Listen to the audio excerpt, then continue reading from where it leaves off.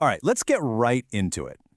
We're going to talk about how to get past all that noise, the constant grind of traditional marketing, and build something, well, something different. A brand that actually pulls customers in on its own. A brand that basically sells itself. You know that feeling? Like you're just shouting into this endless digital void, just hoping someone, anyone will pay attention? Yeah, if you felt that, you are definitely not alone. And that feeling, it's 100% valid. And hey, don't just take my word for it. The marketing godfather himself, Seth Godin, he totally gets it. He says, yeah, that feeling you have, it's real. All that endless hustle, the spam, the constant interruptions, that's not what marketing is supposed to be. That's just noise. So let's figure out what real marketing actually looks like today. Okay, so this is the absolute core of it. We're talking about a massive shift in how you think about this stuff. For the longest time, marketing was all about being a megaphone, right? Just shouting one message at everybody.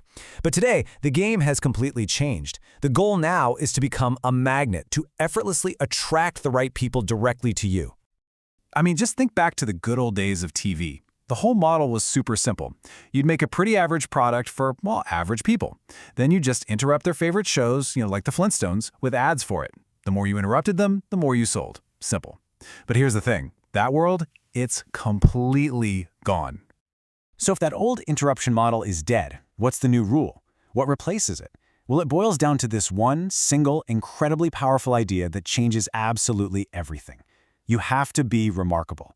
And this single concept, it's going to totally redefine how we think about building a business from the ground up. Let's start by even redefining what marketing means. Godin has this amazing way of putting it. He says it's not about promotion, it's about creating the conditions for an idea to spread. See the difference? It's not about pushing your message out there. It's about creating something that has its own momentum, something that just wants to spread all by itself. And that right there is the key to the whole thing. The idea spreads because the product itself is the marketing. It has to be so good, so useful, or just so interesting that people actually get a little social boost just by telling their friends about it. The word of mouth isn't an afterthought. It's baked right into the thing you've created. And this is where Godin just lays it on the line. He says, stop making average crap.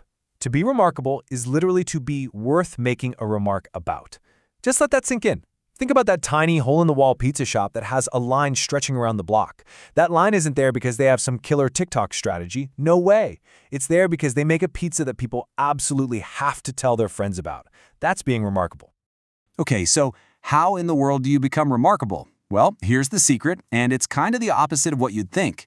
You stop trying to please everyone. Instead, you find the smallest possible group of people, your tribe, that you can serve perfectly. I'm talking about the people who would genuinely be upset if you were gone tomorrow. That is your focus. Nobody else. Now, once you decide to be remarkable for that small, specific audience, you arrive at this really critical strategic crossroads. The team at the Future has this fantastic framework that basically lays out a choice every single business owner has to make. It's a choice between two very, very different paths forward. So here they are, laid out side by side. You've got the transactional path, which is all about direct sales, getting cash in the door right now. Then you have the transformational path, which is all about the long game, building a brand, earning trust, and attracting customers over time.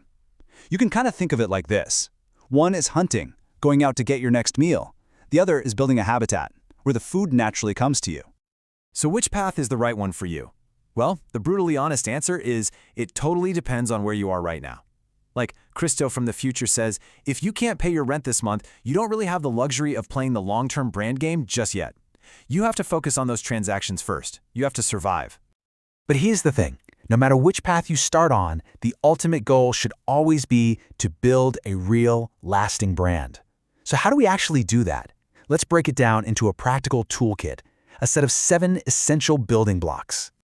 All right, so according to brand strategist Philip Van Dusen, the first 5 of these are your inputs. These are the things you actively have to create.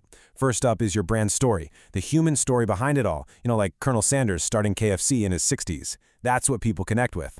Second is your look and feel. This is way more than a logo. It's the whole consistent visual system that makes you instantly recognizable. Third, your brand voice. How do you sound? Are you funny, serious, inspiring? This is your brand's personality. Fourth, brand presence just means showing up consistently where your people actually are. And finally, number 5, the big one, your brand promise. This is the core value you deliver. Every single time, no exceptions. Okay, so once you've put in all that hard work on those foundational blocks, you start to see the magic happen. The focus starts to shift. It moves away from what you do and towards the results you begin to earn. And that brings us to the 6th block, which is a little different. It's not something you do, it's a result you earn. Brand equity. The best way to think about this is like compounded interest, but for your brand. When you show up consistently over time, this incredible thing starts to happen. Your customers, they become your marketing department. You get word-of-mouth referrals, which is, and always will be, the absolute gold standard of marketing.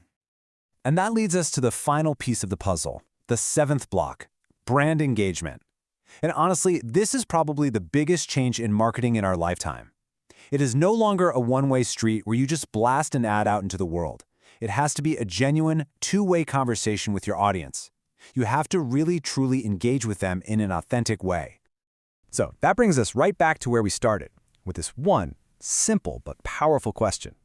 After going through all of this, I want you to take an honest look at your own work. Is your brand a megaphone, just trying to shout louder than everyone else? Or are you building a magnet, carefully, patiently, and intentionally drawing the right people in? The choice, as always, is yours.